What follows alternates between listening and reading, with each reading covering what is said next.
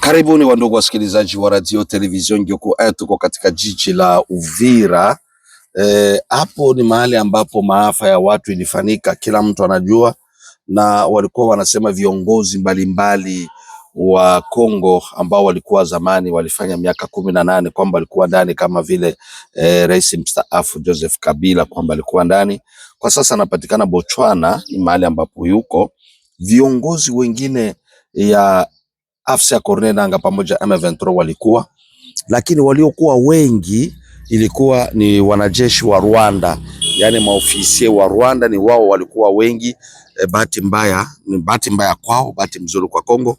Walikuwa wakiangalia namna gani wanaweza andaa vita kwa kwenda tarafani Fizi, wakapigwa hapo, alafu ikawa ni hatari kabisa.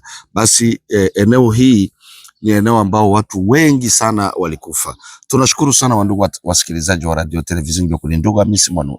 Chao.